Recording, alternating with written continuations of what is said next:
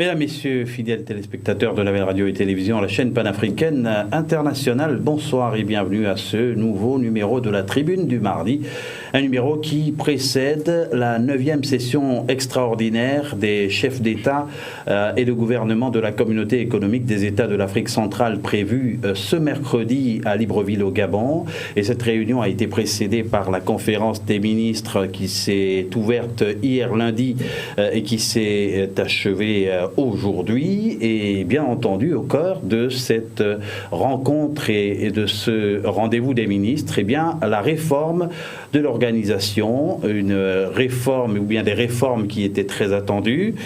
Pour en parler ce soir sur ce plateau, Sibenou Agnankpe, qui est membre du Rojalu, le réseau des jeunes leaders des Nations Unies pour l'Afrique et qui se trouve au Gabon où il vit, puisqu'il est gabonais également. Et nous aurons en ligne de Dakar un professeur d'économie internationale à l'École nationale d'administration. Il s'agit d'El Hadj Alioune Diouf qui nous a fait l'honneur de répondre à cette invitation et qui sera en notre compagnie tout au long de cette émission. Mais pour démarrer, nous allons dans un premier temps écouter un extrait des propos du ministre tchadien des Affaires étrangères au sortir de cette réunion ce matin. Il est possible que les problèmes de gouvernance soient améliorés, mais moi j'en doute beaucoup. Parce que les problèmes de gouvernance dans la sous-région sont importants et relèvent de deux natures. D'abord des problèmes politiques et ensuite des problèmes de droit. Il faut, pour que les problèmes de gouvernance soient résolus dans la sous-région d'Afrique centrale, qu'il y ait de profondes réformes au niveau des systèmes politiques, de sorte que les gouvernements reflètent exactement la volonté des populations. Et ensuite, il y a le problème de droit. Les systèmes de justice posent beaucoup de problèmes. Et vous savez que pour que la gouvernance soit réelle, il faut un système judiciaire qui donne la confiance aux acteurs économiques et à la population dans l'ensemble. Or, ce que l'on constate, c'est qu'il y a une certaine méfiance de tous des gouverneurs et même de la population au niveau du système juridique. Je crois que si les dirigeants de la CEAC sont conscients de ces deux problèmes, ils pourront aller au fond pour résoudre les problèmes de gouvernance. Autrement, nous risquons de tourner en rond. Je crois qu'il faut cesser de voir la Banque mondiale comme un puits de sagesse. Parce que la Banque mondiale intervient dans la région depuis probablement 40 ans. Et les Africains aussi devraient pouvoir faire le bilan. C'est un travail à deux qui se fait entre la Banque mondiale ou les institutions internationales et les gouvernements locaux. Il ne faut pas que quand il y a échec, l'échec soit toujours rejeté sur le dos des gouvernements. Si vous êtes un banquier et que vous avez financé une entreprise qui est en défaut, il y a ce qu'on appelle l'abus d'accompagnement. C'est-à-dire que la Banque mondiale aussi doit être remise en question. Est-ce que les méthodes de la Banque mondiale sont bonnes? Est-ce que les méthodes de la Banque mondiale aident à responsabiliser les gouvernements? Est-ce que les méthodes de la Banque mondiale ont permis le développement économique? Donc moi je ne rejette pas toujours la faute sur les gouvernements africains. La Banque mondiale a aussi sa faute parce que la conception de développement économique à la Banque mondiale n'est pas toujours adéquate à celle qu'il faut dans cette région. Et je crois d'ailleurs qu'il faut que les Africains se lèvent, les professeurs d'économie, les économistes, les gens qui sont compétents, les chefs d'entreprise, pour donner leur opinion sur la marche de l'économie dans leur région, ce qui n'a pas été fait jusqu'à présent. Vous savez que le langage peut servir de voile pour cacher beaucoup de choses. Et votre remarque est tout à fait pertinente. Le truc, c'est qu'on juge un maçon par son mur. Il y a un mur que la Banque mondiale construit en Afrique, dans cette région depuis 40 ans, sans résultat probant. Et après, on va dire, on a déversé, la Banque mondiale a accordé tant de centaines de millions pour les projets, on n'a pas vu les résultats. Donc, c'est pour ça que je disais que les Africains même doivent commencer à prendre la mesure de leurs responsabilités pour donner leur point de vue. Si vous regardez comme dans un pays, dans la région, ça fait plusieurs décennies qu'il existe des universités. Ça fait probablement des centaines, peut-être pas des centaines de milliers d'économistes, de jeunes qui ont été formés. Où sont-ils? Que pensent-ils de l'économie de leur pays? Ils ont des idées, pourquoi ne les écoute-t-on pas? Moi, je crois qu'au lieu que d'aller chercher dans la Banque mondiale, il faut d'abord et c'est pour ça que je parlais de réforme politique d'ailleurs, que le système politique soit ouvert pour que tous ceux qui ont des idées, et il y a des gens qui ont des idées dans cette région, puissent exprimer librement leur point de vue sur la manière dont l'économie de leur pays est conduite, sur la manière dont la Banque centrale conduit, sur la manière dont les investissements sont conduits. Et si on laisse cette liberté, je crois que les gens dans cette région n'ont pas besoin de la Banque mondiale. Figurez-vous que je crois que la région CEAC est probablement la région la plus riche du monde. Je dis bien du monde. Donc on devrait avoir ici le niveau de vie le plus élevé au monde. Le fait que cela ne soit pas possible montre qu'il y a un système économique, politique et judiciaire qui empêche cela. C'est débloquer ce système qui est important de mon point de vue. Consultant, expert sur les questions économiques et politiques que nous avons eu plus tôt en lieu et place du ministre des Affaires étrangères du Tchad que nous prendrons tout à l'heure, mais en ligne de Dakar déjà, et nous l'annoncions, El Hadj Alioune Diouf qui est professeur d'économie internationale. El Hadj, bonsoir.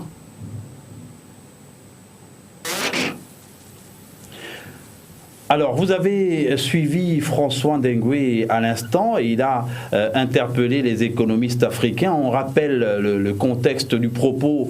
Il a été amené à réagir au rapport de perspectives économiques de la Banque mondiale sur les pays d'Afrique subsaharienne et qui touche principalement les pays de la CEAC, des pays qui ont de gros problèmes économiques mais aussi de gouvernance malgré la richesse du sous-sol. François Ndengwe a donc expliqué simplement que ces problèmes étaient liés à la réalité judiciaire, politique et économique de nos pays, souvent appuyés par la Banque mondiale malgré des manquements.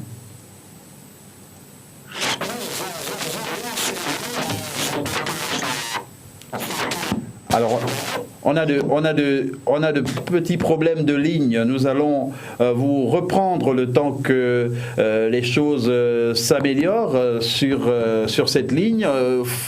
Nous allons poursuivre avec vous, Lagrange Agnakpe. Comment justement faire en sorte que les pays de la CEAC tirent véritablement profit de l'intégration sous-régionale qui a du mal à démarrer. Comment ces réformes dont il a été question lors de la réunion de la conférence des ministres ce mardi, depuis lundi d'ailleurs, à Libreville au Gabon, vont pouvoir aider au déblocage de la situation en Afrique centrale? Je vous remercie, M. Tchendi, et je voudrais d'abord que nous puissions féliciter nos dirigeants, que nous puissions les féliciter. Pourquoi? Pour la volonté politique de réformer ce que nous avons. C'est un grand pas.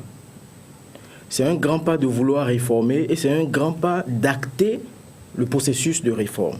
C'est le premier point que je voudrais d'abord aborder. Donc, félicitons d'abord nos gouvernants pour ce qu'ils font en notre faveur. La question cruciale, effectivement, est la mise en œuvre effective de l'intégration. Nous ne pouvons pas parler d'intégration au sein de la CEAC tant que nous avons des problèmes de levée de barrières frontalières. Le Camerounais, pour venir au Gabon, a besoin d'avoir un visa. À la frontière, il est obligé de faire un certain nombre de formalités. La libre circulation n'est pas encore effective. Donc, pour ma part, je pense que c'est le premier problème qu'il faille régler. Je ne sais pas si, au sortir de ce sommet des chefs d'État, nous pourrons apprendre que la libre circulation sera effective dans l'espace. Le Rwandais pourra venir à Libreville sans visa. Le commerçant gabonais ou le commerçant camerounais pourra facilement se rendre à Kinshasa et que, à Malabo, à Luanda.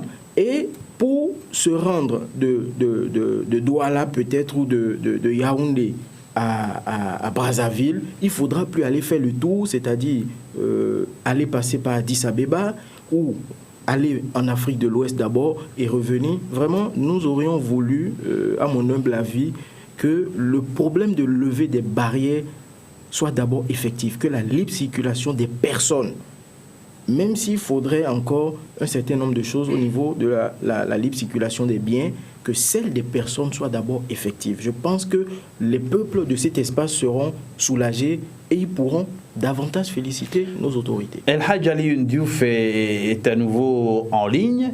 El Hadj, bonsoir. Oui, bonsoir. Alors, vu de Dakar, vous avez suivi tout à l'heure François Ndengwe, qui est économiste également et expert, qui a justement par rapport à la situation économique des pays de la CEAC, qui serait également aggravée par le manque de fluidité dans la circulation des biens et des personnes, eh bien, il a réagi à ce rapport de la Banque mondiale sur la région, des perspectives économiques qui ne sont pas forcément très bonnes. Oui, je partage le point de vue selon lequel les Africains souvent n'expriment pas leur stratégie de développement au niveau des rencontres qu'ils font avec la Banque mondiale. Mais mon expérience personnelle, c'est que chaque fois que vous discutez avec les experts de la Banque mondiale ou les officiels même de la Banque mondiale, si vous exprimez des idées parfois qui sont contraires même à ce qu'ils pensent, ils vous écoutent très bien. Moi, il m'est arrivé plusieurs fois de rencontrer des experts de la Banque mondiale à Dakar et qui ont fini par nous écouter et par accepter ce qu'on veut faire dans les secteurs précis de discussion. Donc je pense que les Africains doivent avoir leur propre stratégie. Ce qui manque très souvent dans nos relations, non seulement avec les partenaires financiers, mais avec même, vous savez, les sommets Afrique, autres pays. Vous savez, souvent, on écoute les autres pratiquement nous imposer leur point de vue, alors que les Africains n'ont pas, eux, une stratégie commune et connue de tous. Je pense que nous ne pouvons pas continuer à accepter simplement de faire ce que les autres nous disent de faire. Il est très simple de voir que ce que les pays font pour réussir, c'est à la portée de tout le monde. Nous pouvons faire comme la Chine, nous pouvons faire comme la Corée, nous pouvons faire comme la France, comme l'Angleterre, comme tous ces pays qui sont développés, en ayant une stratégie tournée vers notre propre marché d'abord. Le marché régional et le marché sous-régional. Je ne comprends pas les Africains quand ils veulent satisfaire essentiellement la demande mondiale et non la demande des populations africaines, et non le marché intérieur africain. On doit d'abord comprendre que l'économie, c'est la création de richesse. Et la création de richesse commence par le développement des activités productives, la transformation structurelle de nos économies. Justement. On ne peut pas continuer à exporter nos matières premières à l'état brut, nos ressources agricoles à l'état brut. On ne peut pas continuer de le faire parce que personne ne le fait dans le monde. Alors, El Hadj, les marchés mondiaux agricoles sont des marchés d'excédent. Les pays n'exportent que l'excédent. Le exactement. Reste, ils le donnent à leur propre entreprise. Il nous faut transformer. Effectivement, vous avez raison de dire que les pays de l'Afrique centrale sont parmi les pays les plus riches du monde, que la région de la CEAC est la région la plus riche du monde. Oui, en tout cas, c'est une région qui a beaucoup de potentialités. Le problème, de mon point de vue, maintenant, c'est de la responsabilité, justement, des gouvernements de transformer structurellement leur économie et de prendre comme fondement de leur action l'internalisation de la base d'accumulation. Vous ne pouvez pas développer votre pays si vous ne partez pas de vos propres richesses que vous transformez pour pouvoir non seulement satisfaire les demandes à l'intérieur ou dans la sous-région, mais aussi dans la région africaine. Pourquoi avoir les yeux tournés vers l'extérieur et ne pas savoir que nous sommes assis sur des richesses? nous sommes assis sur du trésor. Regardons d'abord, baissons les yeux, regardons plutôt. Justement, nous allons... Et nous pouvons transformer nos économies et créer des richesses et développer nos continents. On a une capacité réelle à développer nos pays si nous reposons la question des fondements. Alors nous allons reposer la question. Mondiale. On ne peut pas être là et nous allons reposer de satisfaire la demande mondiale. Nous allons reposer la question. Mais par contre, El Hadj Aliou Diouf.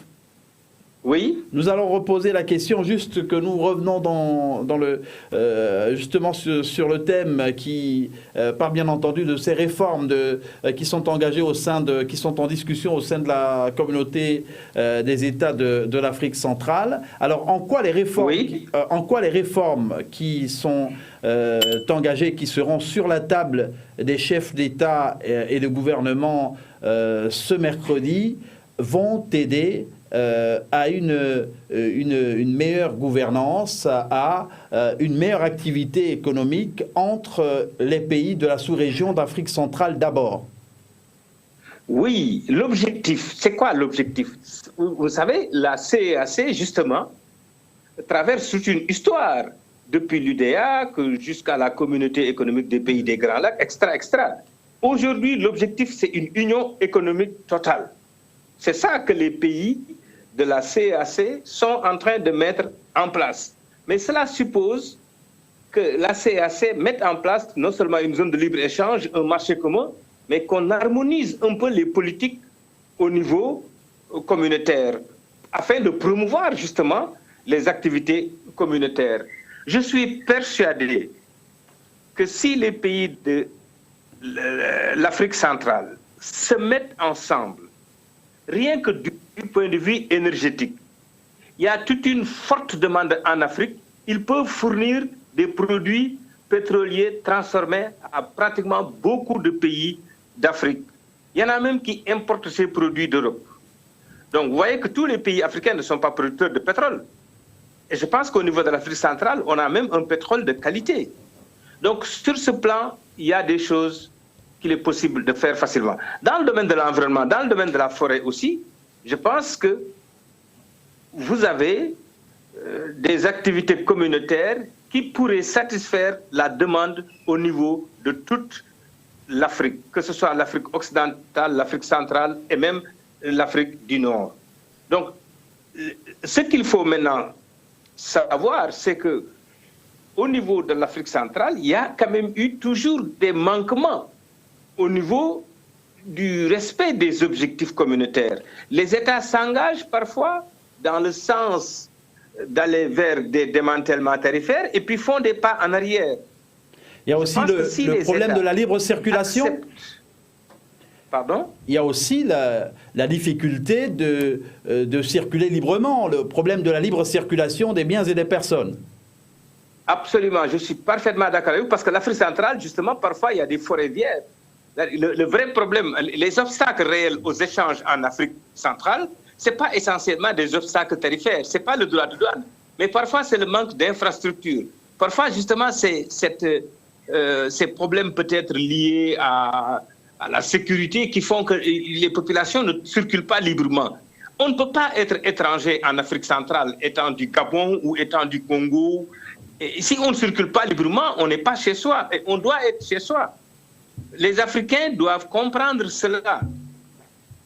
La libre circulation des personnes est une excellente chose parce qu'elle permet finalement non seulement d'améliorer la création de richesses, d'harmoniser les diplômes, mais aussi de faciliter justement la compréhension des peuples pour qu'on puisse atteindre véritablement les objectifs communautaires. Alors, El Hadj Aliou ça, Diouf, effectivement, c'est un sérieux problème. El Hadj Aliou Diouf, il y a Lagrange à Yankbé qui n'est pas tout à fait d'accord avec le fait que les problèmes sécuritaires soient une entrave à la libre circulation des biens et des personnes en Afrique centrale. Oui, je suis d'accord avec lui. Je suis d'accord avec lui, mais je veux dire... Lagrange à Yankbé, on vous donne l'occasion de réagir. Que certains États puissent prendre des mesures. Mais je ne le justifie pas. Je dis, je l'explique, mais je ne le justifie pas. Lagrange à Yankbé. Moi, je dirais qu'en fait, que quand nous observons des pays comme des pays du G5 Sahel, nous allons prendre l'exemple de la CEDEAO, qui a pu avancer et qui a pu lever les barrières dans son espace communautaire. Mais le G5 Sahel dont nous parlons aujourd'hui subit les affres du terrorisme. Cela n'a pas amené les pays de cet espace à fermer systématiquement leurs frontières. C'est vrai qu'en ce moment, il y a un problème de fermeture de frontières au niveau de certains pays, mais ce n'est pas dû... du Nigeria et du Bénin. Le Nigeria, avec le Niger et avec d'autres. le Niger. Mais ce n'est pas dû au terrorisme. Donc, le terrorisme aujourd'hui ne peut pas être un frein. Nous avons en Afrique ce problème de manque de prévision, de manque de stratégie. En Afrique centrale, beaucoup plus. En Afrique centrale, beaucoup plus. Vous voyez un peu? Donc, le terrorisme ne peut pas être, encore que dans, dans ce processus de réforme qui sera adopté bientôt, il est prévu la mise en place du Conseil de paix et de sécurité de l'Afrique centrale, le COPAS. Ce qui veut dire que... Ce qui voudra dire... Le COPAX existait déjà. Oui. C'est un Conseil de sécurité bis. Un conseil de sécurité bis, mais qui sera adapté aux réalités de l'Afrique centrale. Parce que quoi qu'on dise, même si le COPAS existait, même s'il y a des institutions comme l'UNOCA qui sont là, qui font un travail important, mais toujours est-il que le problème du Camerounais, le problème du Congolais doit pouvoir être réglé par eux-mêmes avec l'appui des autres. Je ne dis pas qu'il faut se fermer aux solutions que les autres nous proposent, comme l'ont dit mes aînés. C'est vrai, la Banque mondiale, l'UNOCA, les institutions et autres ont quelque chose à apporter. Mais toujours est-il qu'il faut trouver le mécanisme pour leur imposer que nous avons nos réalités, nous percevons nos problèmes comme ceci, de ce que vous nous proposez, nous tirons ceci, nous prenons cela. Et nous faisons un mélange, ensemble, nous réglons le problème.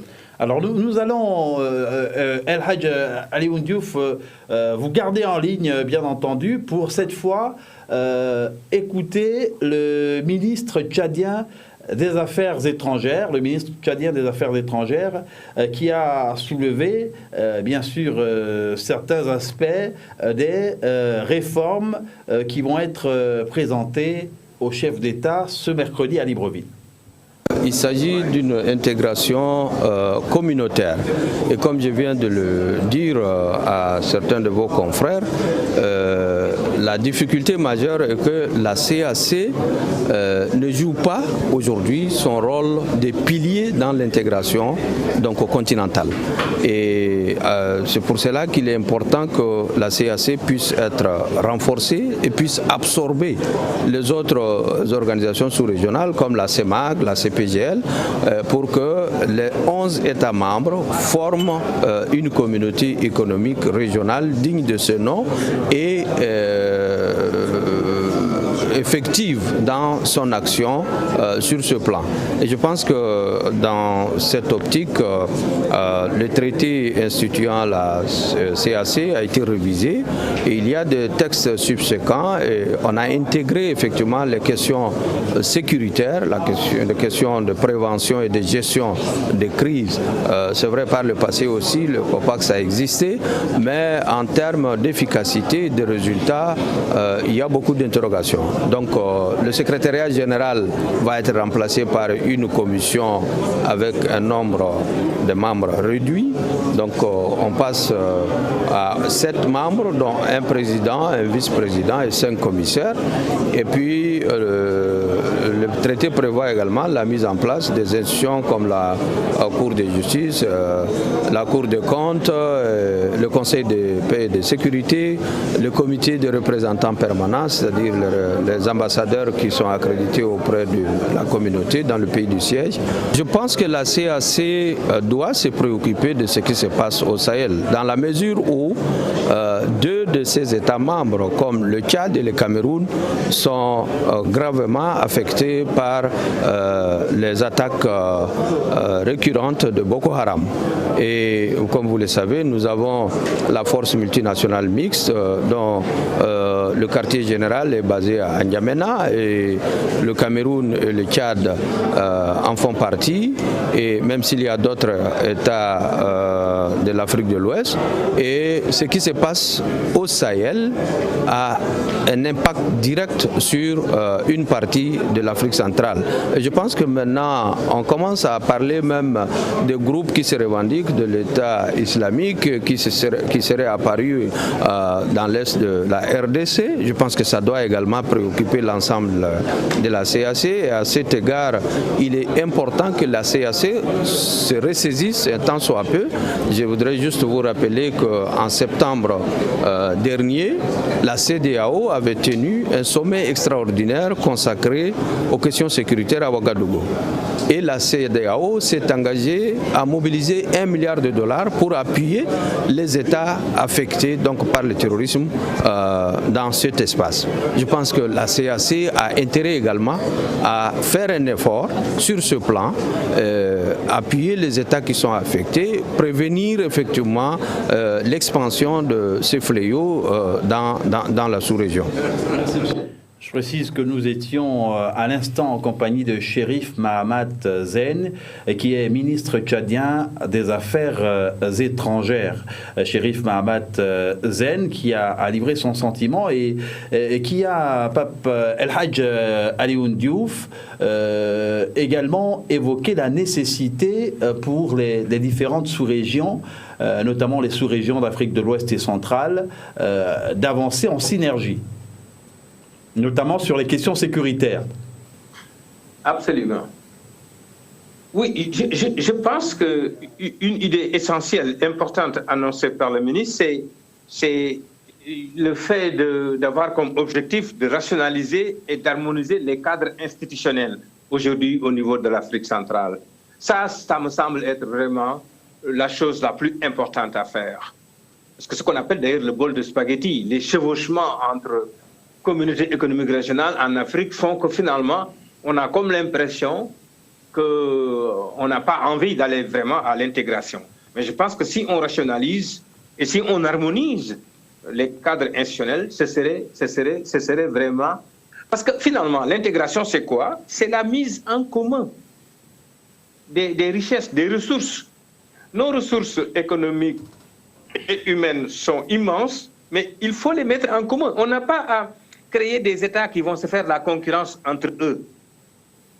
Il faut plutôt voir un peu l'esprit dans lequel tous les pays qui se sont intégrés, l'Allemagne est née d'une intégration, est née d'une union douanière, la Roumanie est née d'une union douanière.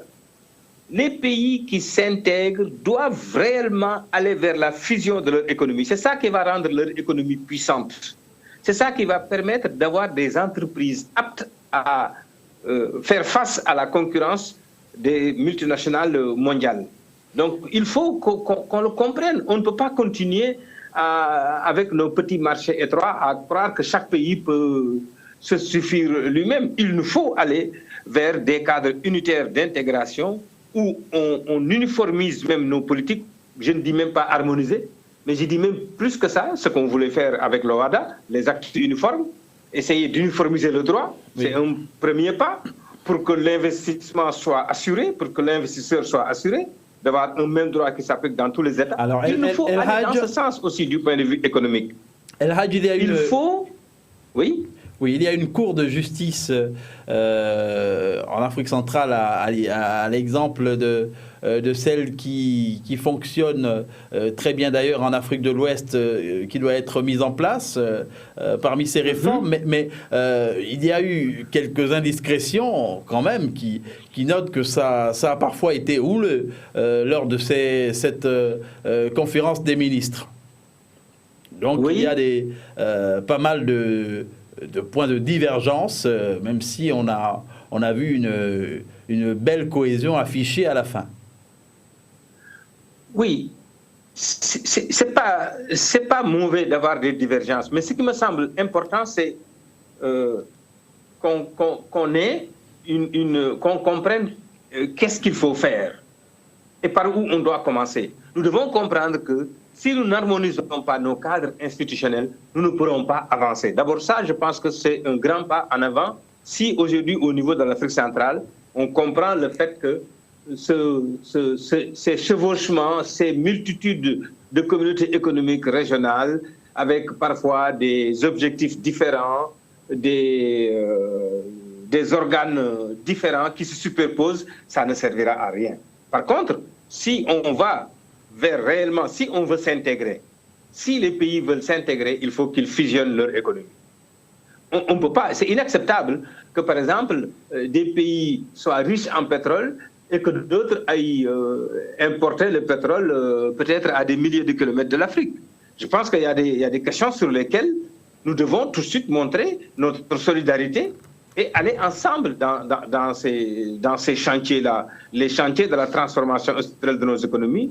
Nous ne pouvons pas avoir des pays riches en diamants et pauvres.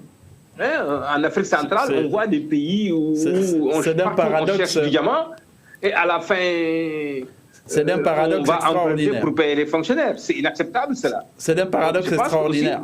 En tout cas, là, on a ces cas-là en République centrafricaine et aussi en République démocratique du Congo. Alors, Lagrange, qu'est-ce qui a bien pu constituer les principaux points de divergence? Qu'est-ce qui a fait que sur certaines questions, eh bien, les représentants des 11 pays, les ministres, ne soient pas tout à fait d'accord? Vous savez, Monsieur Tchandi, il est difficile, il n'est pas facile de se mettre ensemble, il n'est pas facile d'accepter des réformes ou des changements que l'un ou l'autre veut ou nous propose dans le but d'une union. Ce n'est pas facile. Il faut déjà saluer, comme je le dis, le fait qu'il y ait eu cette assise-là. Et je salue le leadership du Gabon dans ce processus-là. Vous savez, comme l'a dit le professeur El Hadj Alioune Diouf, il n'est pas mauvais d'avoir des divergences. Mais ce qu'il faut comprendre, c'est lorsque nous allons à ces rencontres, nous devons être prêts à pouvoir faire des sacrifices. Des concessions. Il faut nécessairement pouvoir faire un certain nombre de concessions et ne pas manquer d'exprimer ces divergences, quitte à ce que un processus soit mis en place pour, à la longue, régler ces divergences, c'est-à-dire satisfaire celui qui n'est pas d'accord avec telle clause, pouvoir lui dire, nous comprenons que pour des raisons personnelles, pour des raisons étatiques, vous ne puissiez accéder à cette proposition, mais souffrez un temps que nous puissions mettre en œuvre ce processus qui arrange la majorité et, chemin faisant, nous verrons dans quelle mesure compenser la problématique qui est la vôtre et qui fait que cette acceptation de ce que nous proposons va vous créer des problèmes. Je ne sais pas si vous voyez... Mais est-ce que ce ne sont pas finalement les mêmes raisons qui ont empêché l'accélération de l'intégration il y a 30 ou 40 ans que l'on retrouve sur la table en 2019 pour le cas de la sous-région d'Afrique centrale? Je ne dirais pas oui, je ne dirais pas non, parce qu'aujourd'hui, ils sont tous d'accord. Nous n'avons pas vu un pays qui a été absent à cette assise. Je ne sais pas si vous voyez un peu.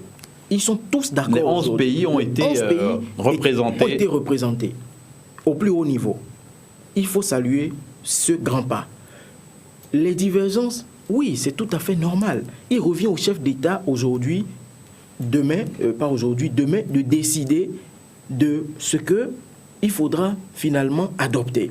Les experts ont travaillé. Les experts, nous disons quand même experts. Les ministres qui sont les représentants et les garants du leadership des chefs d'État ont également vu ce que les experts ont eu à faire et se sont rendus compte certainement que sur tel point, nous avons failli. Nous n'avons pas pris en compte telle mesure. Mais il ne faut déjà pas perdre courage et se dire que non, nous revenons au problème d'il y a 30 ans. Nous avançons. La CEAC avance. El Hadj Alioune Diouf, la CEAC a fait, c'est vrai, des efforts, mais il semble que les richesses du sous-sol que l'on retrouve dans les différents pays constituent peut-être le premier élément de divergence. ça devrait être l'atout principal des pays de l'Afrique centrale. Parce que ça veut dire qu'ils ont une capacité à attirer l'investissement. Partout en Afrique, les gens devraient pouvoir investir dans ces zones parce que les potentialités sont énormes.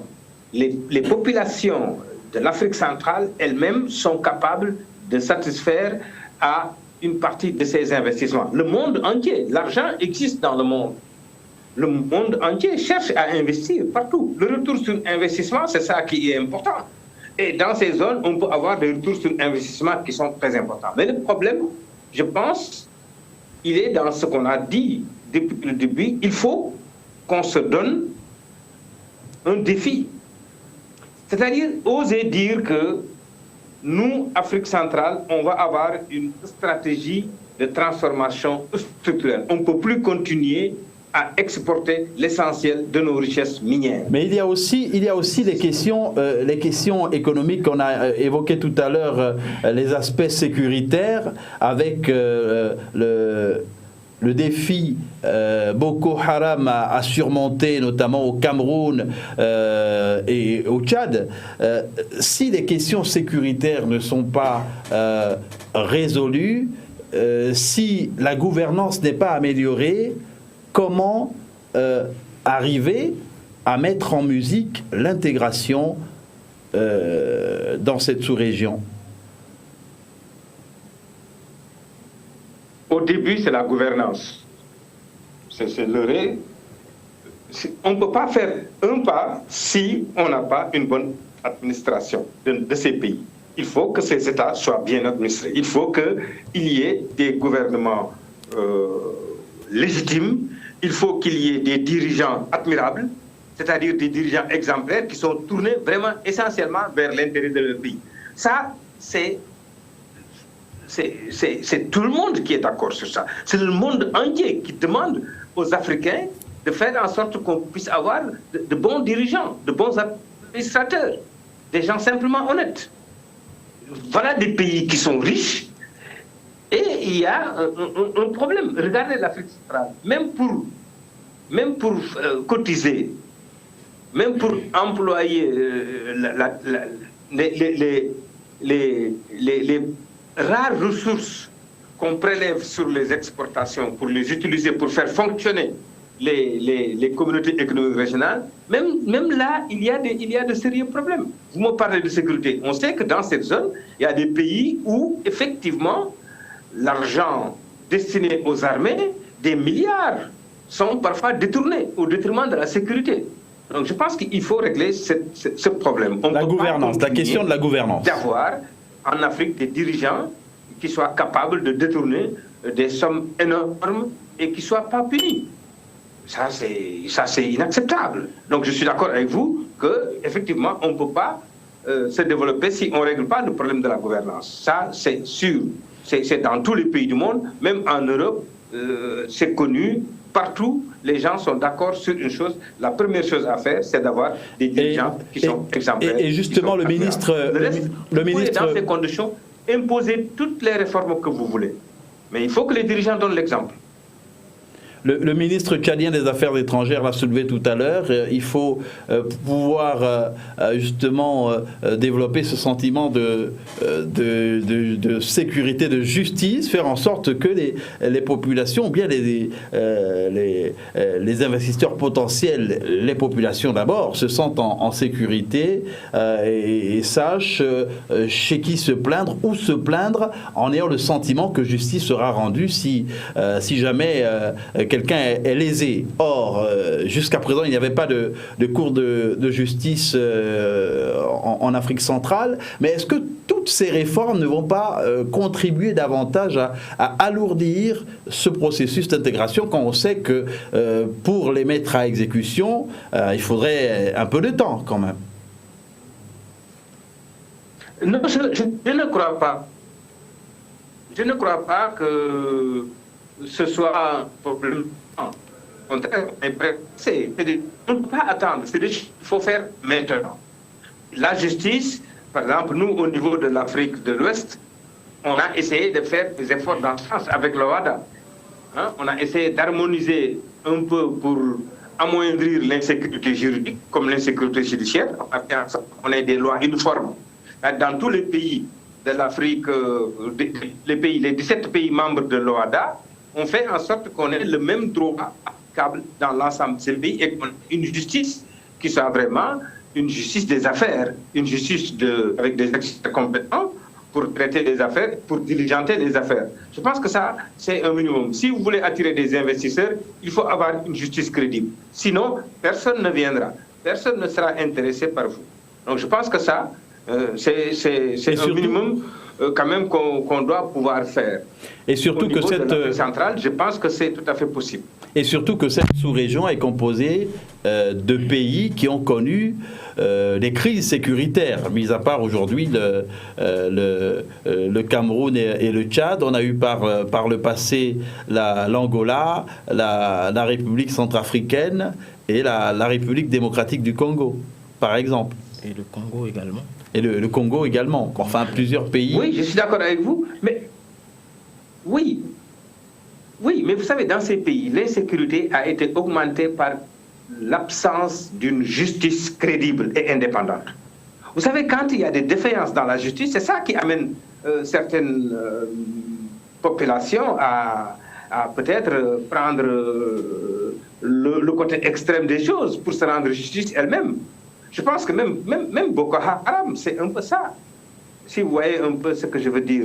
Je veux dire, quand dans un pays, il y a une justice qui est à deux vitesses, quand il n'y a pas de loi éclairée, c'est-à-dire de loi qui s'oppose à tout le monde, ça favorise le ressentiment des gens et peut-être ça encourage d'une certaine manière l'extrémisme.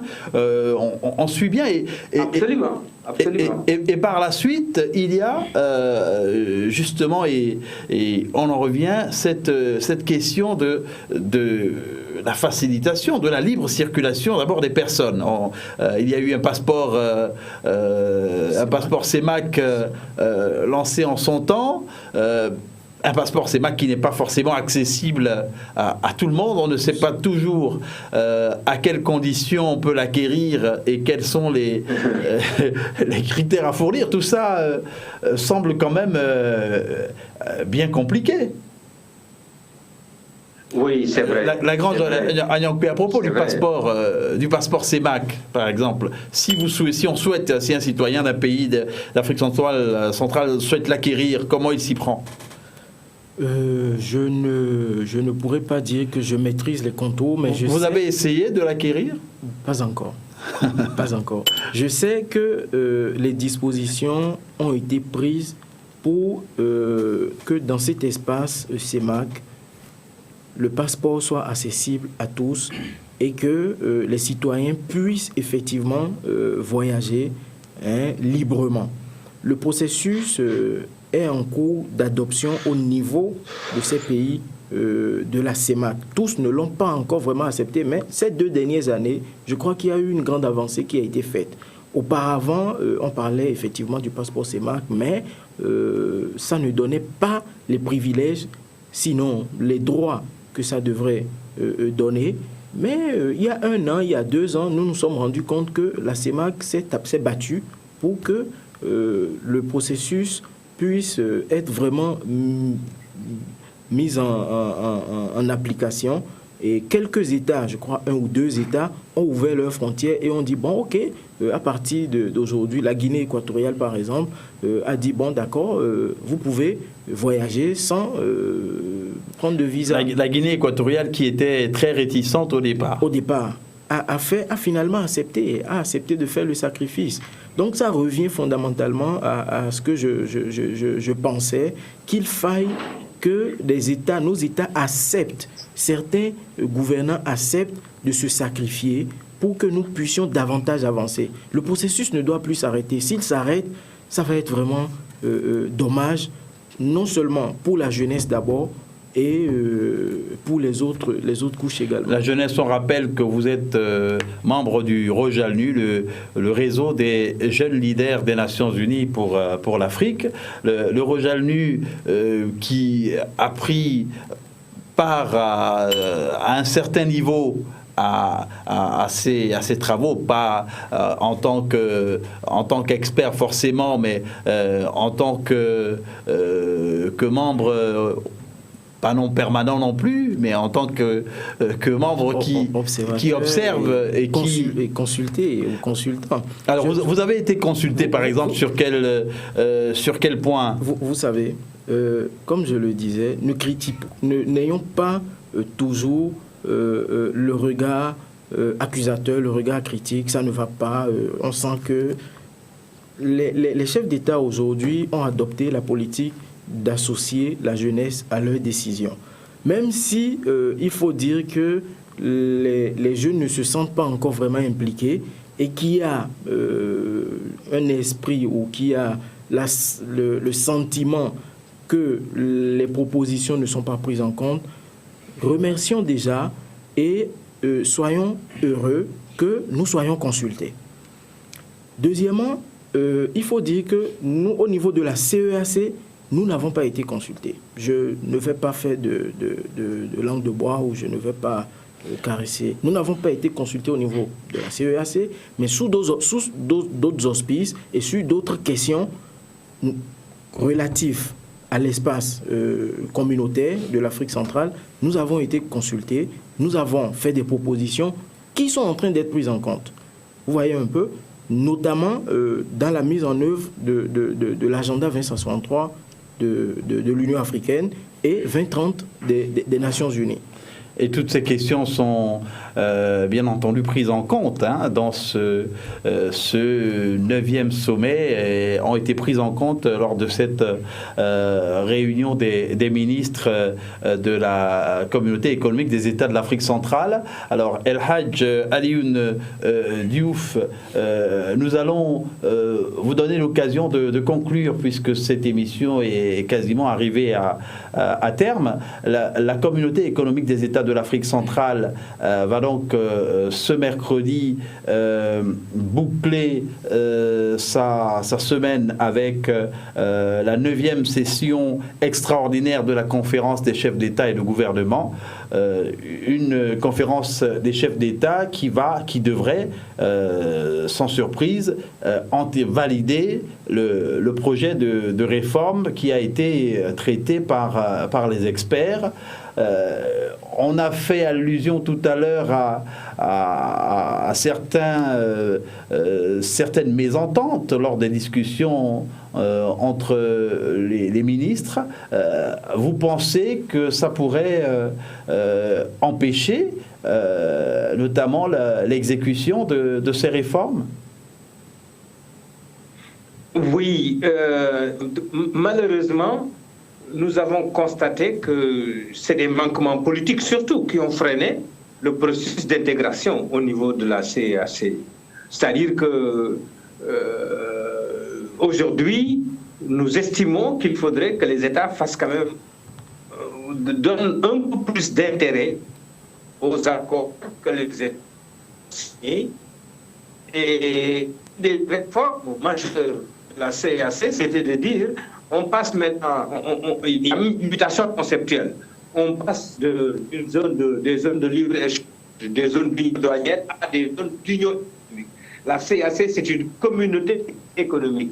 C'est-à-dire c'est donc une communauté économique, ça veut dire qu'on harmonise les politiques économiques, les politiques sectorielles à l'intérieur de la sous-région. Il faut au minimum, au moins une harmonisation de politique sectorielle, surtout dans cette zone, de politique sectorielle fiscalo-douanier, dans le sens des infrastructures, surtout dans le sens des infrastructures, parce que le vrai problème en Afrique centrale, c'est pas les barrières tarifaires, mais c'est les barrières non tarifaires, c'est-à-dire ces barrières dues au manque d'infrastructures. On disait par exemple qu'il y a très peu de couples de capital reliés. On disait qu'il n'y a que Brazzaville et de capital qui sont reliés ensemble. L'axe Kigali-Bujumbura. À part ça, les autres n'étaient pas reliés. Donc, ce qu'on disait ces dernières années, pour mettre le doigt sur les défaillances au niveau des interconnexions régionales, au niveau justement de la libre circulation des personnes, ainsi que du déficit infrastructurel. Donc, je pense que sur ces questions-là, on peut quand même trouver un terrain d'entente. Maintenant, je peux comprendre que sur les politiques de convergence, peut-être qu'il y ait des discussions encore, mais il y a un minimum quand même. Si on veut être pris au sérieux, il faut quand même qu'on mette sur la table la question de la communauté économique, de la CEMAC, parce que sinon, voilà. Sinon, ça va être sinon ces réformes, sinon c'est problématique. Oui, sinon ces réformes vont avoir du mal à prendre. Lagrange Agnankpe, El Hadj Alioune Diouf l'a rappelé, nous avons justement en Afrique centrale ces problèmes infrastructurels qui sont peut-être également le frein principal à l'intégration, à la libre circulation des biens et des personnes. Effectivement, nous avons ces problèmes d'infrastructure, mais je pense que il y va d'abord de la volonté politique des gouvernants. Il y va d'abord de cette volonté, et comme je le disais tout à l'heure, il y a déjà eu une prise de conscience. Saluons cette prise de conscience qu'il y a déjà eu. Ce qui reste à faire, c'est l'esprit de sacrifice, manifester l'esprit de sacrifice, l'esprit de concession, pour faire avancer le processus. C'est la deuxième étape fondamentale à ce cadre juridique qui est en train d'être mis en place, qu'il faut vraiment saluer. Je suis convaincu que la conférence des chefs d'État de demain donnera de très bons résultats, et le peuple de cet espace communautaire pourra vraiment se dire « ouf !» Nous pouvons effectivement circuler librement, nous pourrons quand même commencer à procéder à des échanges commerciaux plus facilement, et la CEMAC, qui également a fait un certain nombre d'avancées, puisse accepter de fusionner, de fondre dans ce processus-là, même si cela porterait préjudice à certains avantages au niveau de certaines nations. Et on l'a rappelé, il va falloir faire des concessions pour l'intérêt général. En tout cas, merci au professeur El Hadj Alioune Diouf, professeur international d'économie à l'École nationale d'administration du Sénégal, qui a été en notre compagnie. Merci. Et merci à vous, Lagrange Agnankpe, qui est membre du Rojalnu Gabon et Rojalnu Afrique, le réseau des jeunes leaders des Nations Unies en Afrique, pour avoir bien sûr accepté de prendre part à cette tribune du mardi, une émission qui aurait dû se faire avec des experts venus à Libreville, mais qui, en raison de la conférence des chefs d'État qui va se tenir ce 18 décembre, eh bien, on préférait ne pas prendre, entre guillemets, le risque de s'exprimer. Merci à vous de nous avoir suivis, et surtout, très bonne suite de programmes sur la belle radio et télévision, la chaîne panafricaine internationale.